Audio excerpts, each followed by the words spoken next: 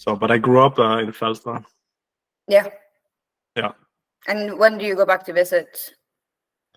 Just a few times a year to visit my family, Yeah. visit my grandparents, visit my mother. I go back now and then. I think it's sort of I think Falster is one of the places in Denmark where people go if they're in pain. And there are some places around Denmark that are like that. So I grew up in that, and that was very difficult. That I can understand. But yeah. Yeah. But that makes a lot of sense to me. I suppose it was the same for me, but it was because I didn't want to go to Norway. So, because, when you're blaming places instead of, what sits within you for why you're leaving. Like, obviously circumstances does matter to a certain degree, but I can't blame a whole country for me not belonging. That is not how things work. Well, I think that's always such an interesting thing. I think what I experience is always, whenever I meet someone who says that everything is everyone else's fault, it's usually their fault. But there are a lot of people where I meet them, they say everything is their fault, but usually it's their environment. So there's a lot of middle ground, because a lot of people just have been in terrible places, and they really sometimes it's not your fault at all. Sometimes everyone around you really is an idiot. That actually happens. So it's a very delicate balance, because truly I've met people that were good who were just in bad situations. They actually exist.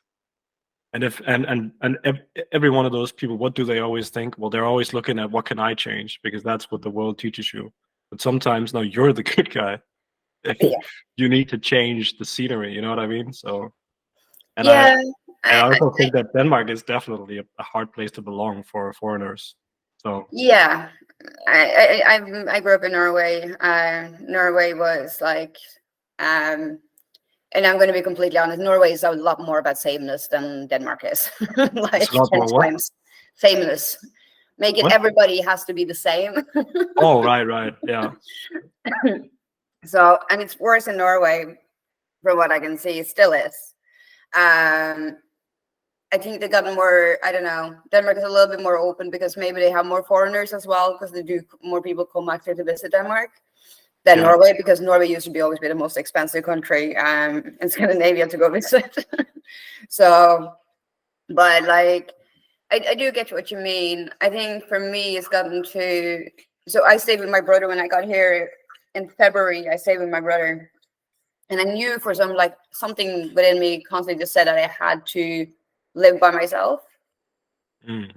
So I moved into a house to do that, and I could not stop crying. I haven't been alone in 14 years. I was married to just 1 second. I have a dog that needs to go outside.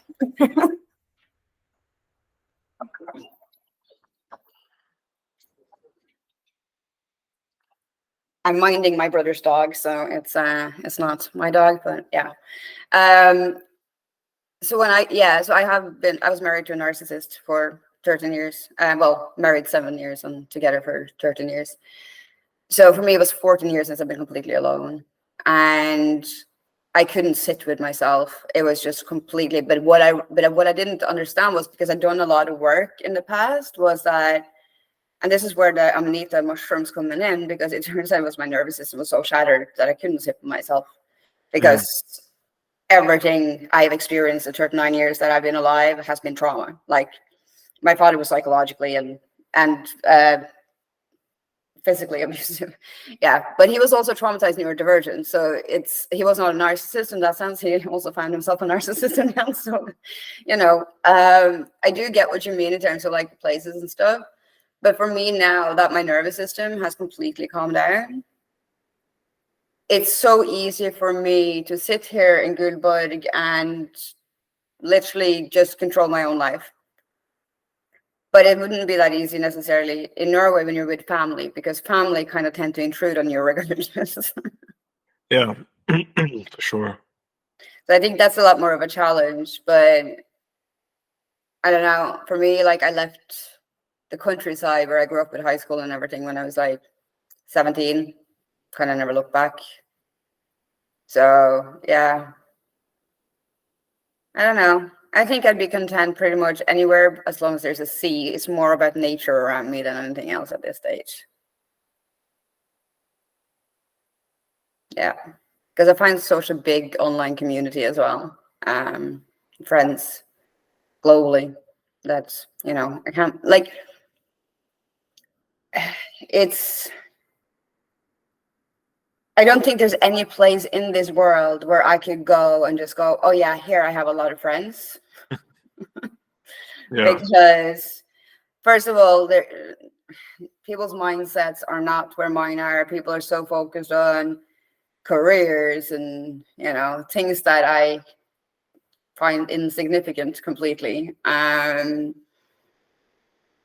For me, like, the important thing is, like, what I love about living here in Ulster is I can actually go into the forest every day, and it's so fun. Like, I really enjoy it. I can go down to the beach every day. That is the most amazing thing to me. Like, I don't need that many humans around me in that sense, as long as I have people online, and I have people obviously visiting now and again from different places. Now, of course, I should have a little bit more social life, but, you know, I'm also quite satisfied with being by myself. Yeah. No. You're in Odense, is it? Yeah. Yeah. That's where And how's Odense? Huh? How do you find it there? It's very it's very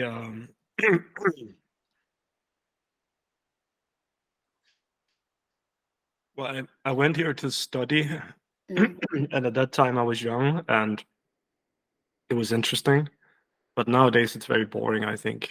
But I haven't really found anywhere else, but there aren't really any alternative communities in Odense. And that's kind of weird for a relatively big city, is that you don't really have people who dress alternatively, or there are no real alt communities, and I'm the furthest thing from normal that exists. So it's difficult to find anyone even close to like me in the sort of normal capital of Denmark. And Odense is very much, in Odense it's good to be normal. That's kind of what this place is about.